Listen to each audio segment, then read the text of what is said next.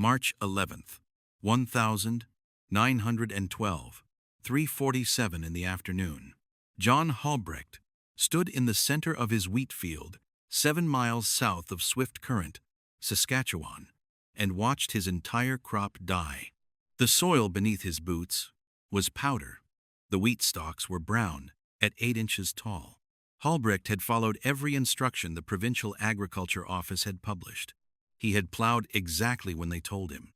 He had seeded at the recommended depth. He had used certified seed from Minnesota. His crop failed anyway. He owed the bank $420. The farm was worth $300.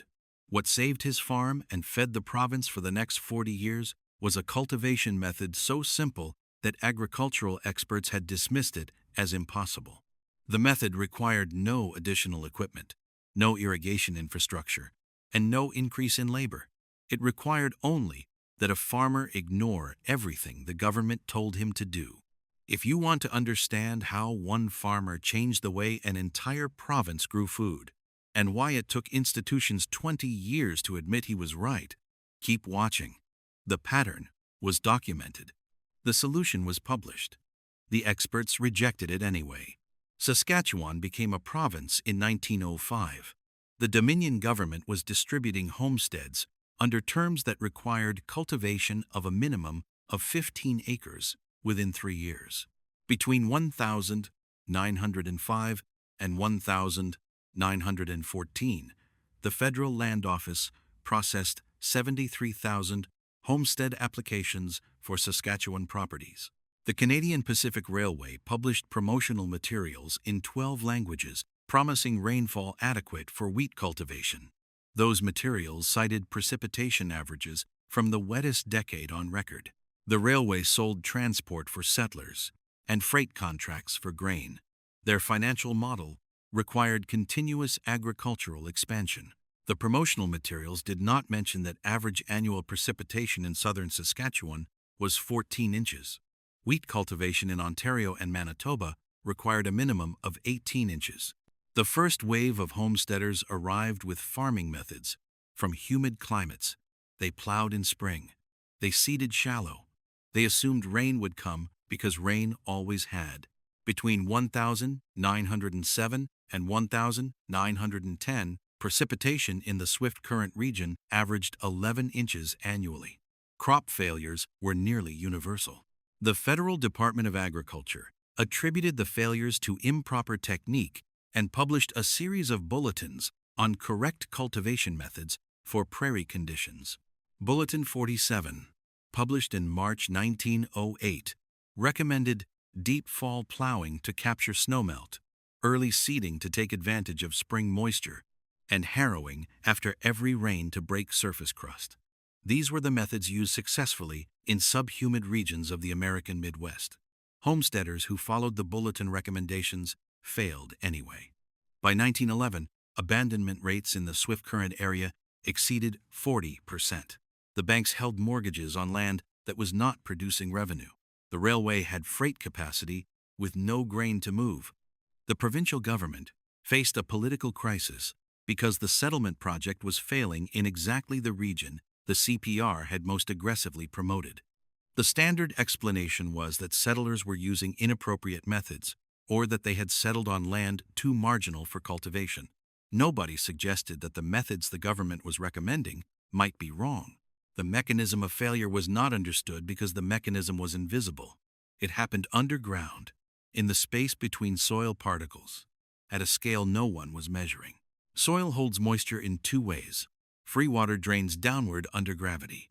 Capillary water is held in the microscopic spaces between soil particles and moves upward toward the surface through capillary action. In humid climates, regular rainfall replenishes surface moisture faster than capillary action, and evaporation can remove it. In semi-arid climates, the pattern reverses. Capillary action pulls moisture from deep in the soil profile upward toward the surface. When that moisture reaches the surface, it evaporates. The soil becomes dust. The standard cultivation methods recommended by the Department of Agriculture created continuous capillary channels from the subsoil to the surface. Deep fall plowing brought moisture close to the surface. Harrowing after rain compacted the surface layer and created ideal conditions for capillary flow. Every recommended technique was optimized for moving water upward into the air. In a climate where moisture was already scarce, the recommended methods were irrigation in reverse. They were draining the soil. John Halbrecht did not understand capillary action. He had no formal education in soil science. He had emigrated from Kansas in 1906 with $320 and a contract to purchase a half section 8 miles from the nearest town. He had followed government recommendations exactly for 5 growing seasons. He had failed 5 times. In the spring of 1912, he stopped listening. Halbrecht made 3 changes. First, he plowed in summer, immediately after harvest, when the soil was dry. Second, he left the plowed surface rough and cloddy, instead of harrowing it smooth. Third, he cultivated the fallow land repeatedly through the summer, cutting the soil at shallow depth every time weeds appeared, but never smoothing the surface. He did not plant that field in 1912. He left it fallow for 14 months. In the spring of 1913, he seeded 22 acres using the same seed, the same drill, and the same seeding date he had used in previous years. The only difference was that the soil had been managed using his method instead of the government method. Average precipitation in the Swift Current area in 1913 was 9.3 inches. It was the driest year in 20 years of records. Halbrecht harvested 17 bushels per acre.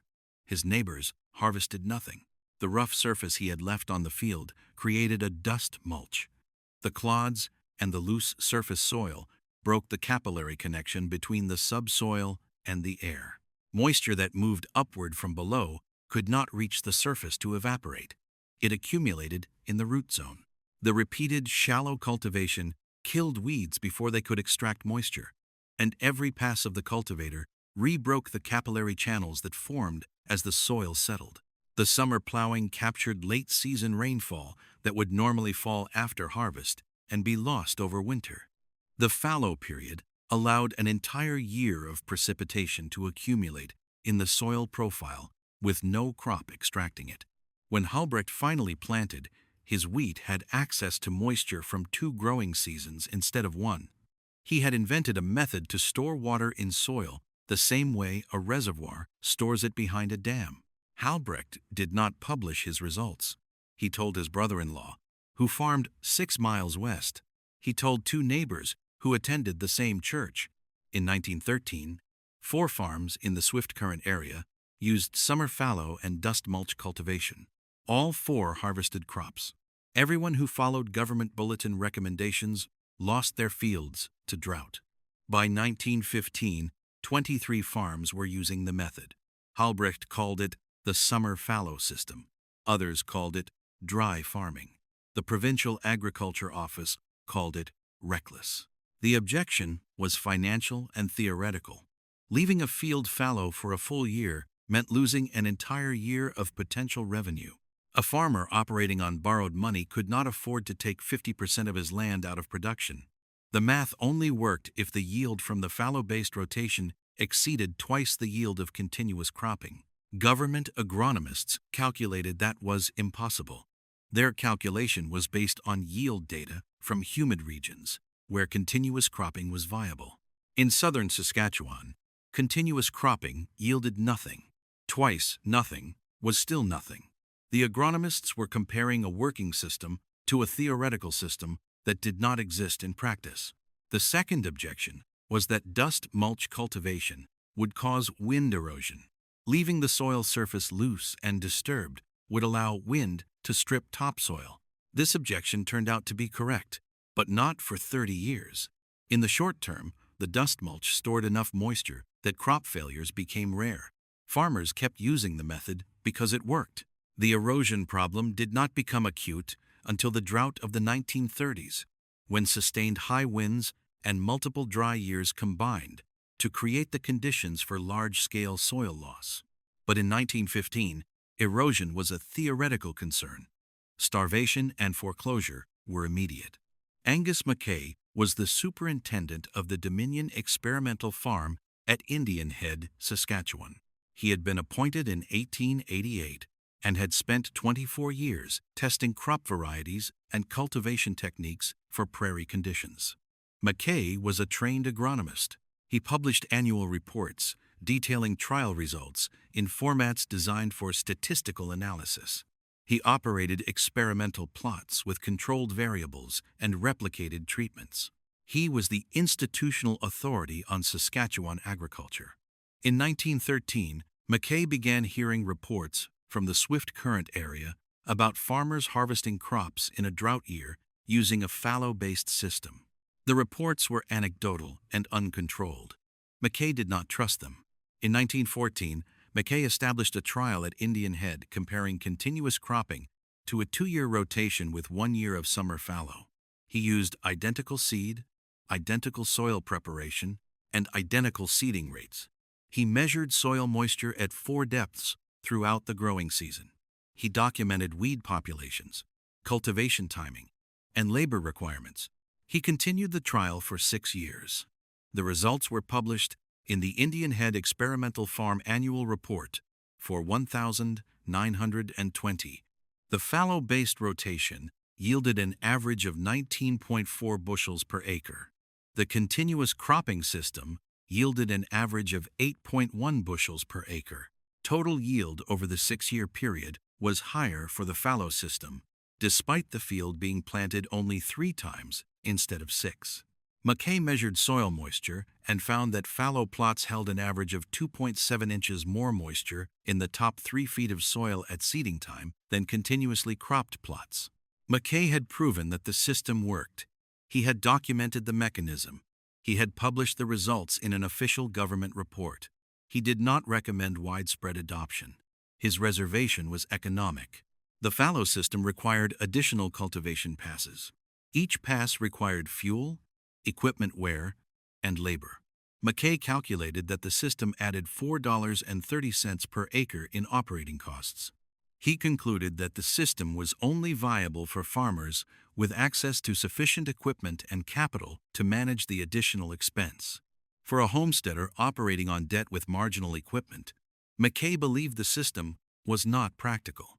He was using an accounting model that assumed farmers would continue to achieve the yields they had been achieving with continuous cropping. Those yields no longer existed.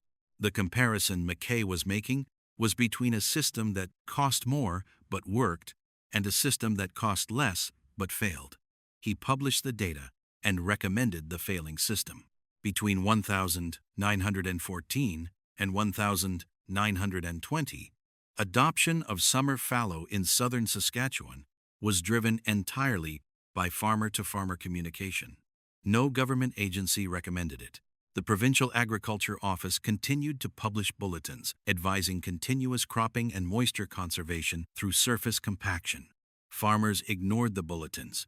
By 1920, an estimated 40% of farmland in the Swift Current and Maple Creek districts was managed using some form of summer fallow rotation. Yields stabilized. Abandonment rates dropped. The banks began lending again because farms were producing revenue. The system was spreading through a network that had no institutional support and no published technical guidance beyond Mackay's trial data, which almost no one read. The problem was that most farmers did not understand which elements of Halbrecht's system were critical and which were incidental. Halbrecht plowed in summer. Some farmers plowed in fall and assumed that was close enough. Halbrecht cultivated shallowly and repeatedly. Some farmers cultivated deeply once and assumed that was sufficient. Halbrecht left the surface rough. Some farmers harrowed smooth because that was what they had always done. The incomplete versions of the system failed, or they succeeded partially, or they worked 1 year and failed the next. There was no diagnostic framework to determine why. The critical variable was the dust mulch. If the surface was compacted or crusted, capillary action continued and moisture evaporated. If the surface was left rough and recultivated to maintain a loose layer, the capillary connection was broken and moisture accumulated. The depth of cultivation mattered because deep tillage brought moist soil to the surface where it dried. Shallow cultivation stayed in the already dry surface layer and did not disturb the moisture below. The timing of the initial plowing mattered because plowing wet soil created clods that were too hard and did not break down into an effective mulch. Every detail of Halbrecht's method had a mechanical reason. Farmers who understood the reason could adapt the method to their specific conditions. Farmers who were copying the procedure without understanding the mechanism could not. In 1921, a farmer named William Stubbings attempted to use summer fallow on his quarter section near Cadillac, Saskatchewan. Stubbings had heard about the method from a neighbor. He plowed his fallow field in late May after a heavy rain. The soil was wet and formed dense clods. He harrowed the field smooth in June because he believed a smooth surface looked more professional. He cultivated twice more during the summer, but he cultivated deeply, turning the soil 6 inches down. In the spring of 1922, he seeded the field. The crop emerged poorly. By July, the wheat was stunted and yellowing. Stubbings harvested 4 bushels per acre. His neighbor, who had managed his fallow correctly, harvested 21 bushels per acre from similar soil. Stubbings concluded that summer fallow did not work. He returned to continuous cropping and lost his farm to the bank in 1924. He did not know that every choice he had made was wrong, or that each mistake had a specific mechanical consequence that could have been corrected. The institutional turning point came from a death, but not a farming death. In 1923, a clerk in the Saskatchewan Department of Agriculture named Peter Dallin died of pneumonia. Dallin had been responsible for editing the departmental bulletins on cultivation practices. He had worked in that role since 1909. He had no farming background. He compiled bulletins by summarizing reports from other jurisdictions and from the Dominion experimental farms. He copied recommendations that had been developed for other climates and published them as appropriate for Saskatchewan. After Dallin's death, his replacement was a man named Seeger Wheeler. Wheeler was not a clerk. He was a farmer. He had operated a farm near Rosthern, Saskatchewan, since 1898. He had won the World Wheat Championship 5 times by developing and selecting high-yielding wheat varieties suited to short growing seasons. He had no formal education, but he understood plants and soil at a level of detail most agronomists did not. Wheeler reviewed the cultivation bulletins the department had been publishing and recognized immediately that they were wrong. He requested access to McKay's trial data from Indian Head. He read the 6-year summary. He visited farms in the Swift Current area and interviewed farmers using summer fallow. He measured their soil moisture and documented their yields. Then he wrote a new bulletin. Bulletin 61 was published in October 1924. The title was Soil Moisture Conservation Through Summer Fallow. It was 14 pages. It described the capillary mechanism of moisture loss in specific terms. It explained why rough surfaces and shallow cultivation were necessary. It provided a schedule of cultivation timings based on weed emergence rather than calendar dates. It included cost calculations showing that the fallow system was cheaper per bushel of grain produced, even though it was more expensive per acre cultivated. It recommended that farmers transition gradually, fallowing 1/4 of their land the first year and expanding only after they had seen results. Wheeler did not present the system as experimental. He presented it as the correct method for semi-arid conditions and described continuous cropping as obsolete. The bulletin was distributed to every rural municipality in the province. Wheeler also arranged for a series of demonstration plots on farms in 12 districts. The plots were managed by the farmers themselves, but Wheeler visited each site 3 times during the summer to verify that the method was being followed correctly.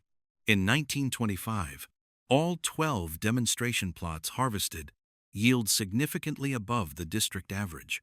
The results were published in local newspapers with the farmer's name and the exact yield figure. Farmers trust other farmers more than they trust government publications. Seeing a neighbor's name in the newspaper with a yield of 23 bushels per acre when the district average was 9 bushels per acre was more persuasive than any bulletin. By 1928, an estimated 70% of farmland in southern Saskatchewan was managed using summer fallow rotation. Wheat production in the province increased from 41 million bushels in 1923 to 106 million bushels in 1928. Despite multiple drought years in that period, the increase was not from expanded acreage. It was from higher yields on land that had previously failed. The summer fallow system had converted marginal land into productive land. It had made the southern prairie viable for grain production. The method that John Halbrecht developed out of desperation on his failing homestead had become the standard practice for an entire region. The financial impact on individual farms was immediate and specific.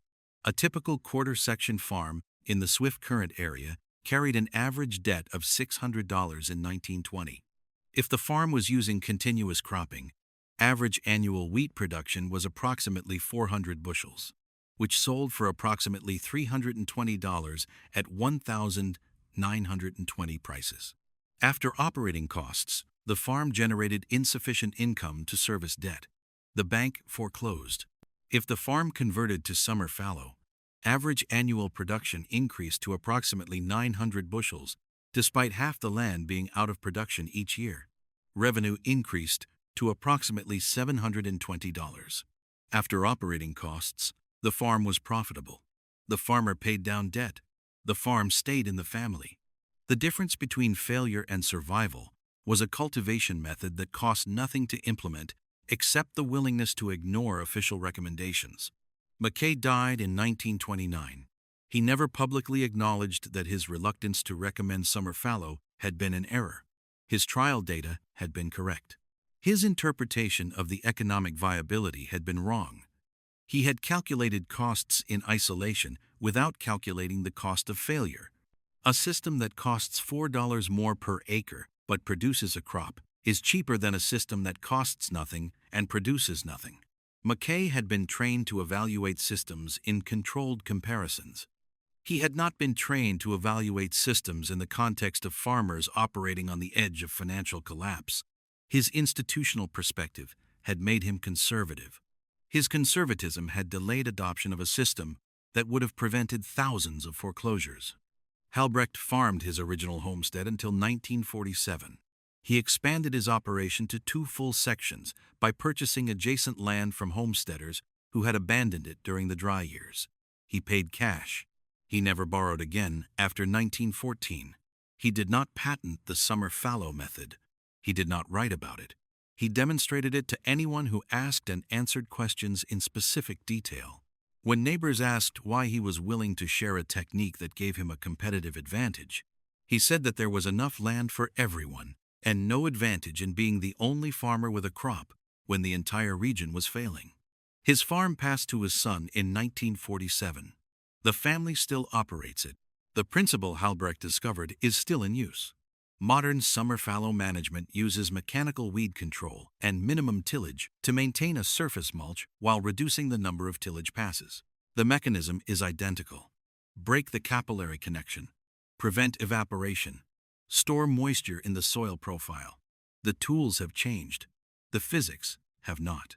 Every agronomic guide published for semi-arid grain production in North America includes some form of fallow-based moisture conservation. The method is so standard that it is taught without attribution. Most farmers using it do not know it was controversial. They do not know it was developed by a farmer the government told to stop. Wheeler continued working for the Saskatchewan Department of Agriculture until 1944. He revised 17 departmental bulletins to remove recommendations based on humid climate assumptions and replace them with methods tested under prairie conditions. He established the first provincial soil testing program and trained county agricultural representatives to interpret results in the context of local moisture patterns. He died in 1961. His obituary in the Saskatoon Star-Phoenix was 4 paragraphs and did not mention Bulletin 61. The physical evidence of the summer fallow system is visible from the air. Saskatchewan farmland in summer shows a checkerboard pattern of green fields and brown fields. The brown fields are fallow.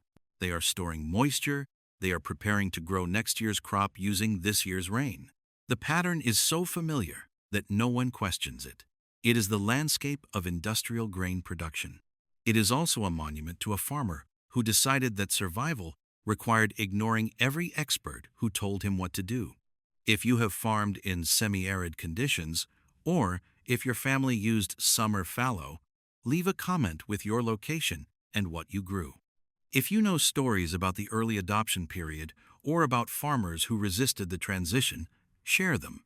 This history is not in textbooks, it is in the memory of families who lived it. Subscribe if you want more stories about the farmers who built the systems we assume were always there. Name your state or province, tell us what you are growing. The archive of how we learned to farm depends on people willing to say what they remember. The checkerboard pattern visible from satellites today represents more than just agricultural productivity.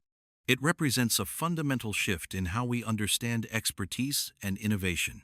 Halbrecht succeeded not because he was smarter than the agronomists, but because he was forced to think differently. He had nothing to lose. The government experts had institutional reputations to protect. They had published recommendations. Admitting those recommendations were wrong meant admitting that the entire settlement project had been based on flawed assumptions. It was easier to blame the farmers for using improper technique than to question the premises underlying the advice they had been given. This pattern appears throughout history. The experts who are most certain are often the ones with the most invested in the current system. Innovation frequently comes from people operating outside institutional frameworks, people who are desperate enough to question everything. Halbrecht did not set out to revolutionize prairie agriculture. He set out to keep his farm. The revolution was a byproduct of survival. What makes this story particularly remarkable is how close it came to not happening at all. If Halbrecht had given up 1 year earlier, if the banks had foreclosed before 1912, if his brother-in-law had not farmed nearby, if Seeger Wheeler had not replaced Peter Dallin in 1923, if the demonstration plots had failed in a drought year instead of a wet year, the entire adoption process would have been delayed by decades. The summer fallow method would eventually have been discovered through controlled trials. Agricultural science would have eventually arrived at the right answer. But thousands of farmers would have lost their land in the meantime. The difference between a century of prosperity and a century of abandonment depended on the specific timing of a single death and the willingness of one farmer to bet everything on his own judgment. The lesson is not that experts are wrong. Macinte's data was correct. The lesson is that expertise operates within constraints. Those constraints include financial incentives, institutional reputation, theoretical frameworks, and access to information. When those constraints prevent experts from seeing solutions that desperate people have already found, there is a gap between institutional knowledge and ground truth. That gap is where innovation lives. It is also where most people lose everything. Subscribe to this channel if you want more stories about that gap, about the people who found themselves on the wrong side of official recommendations and discovered something true anyway. This is how we learn, not from textbooks written by people who were never wrong, from farmers who ignored the textbooks and lived to tell about it.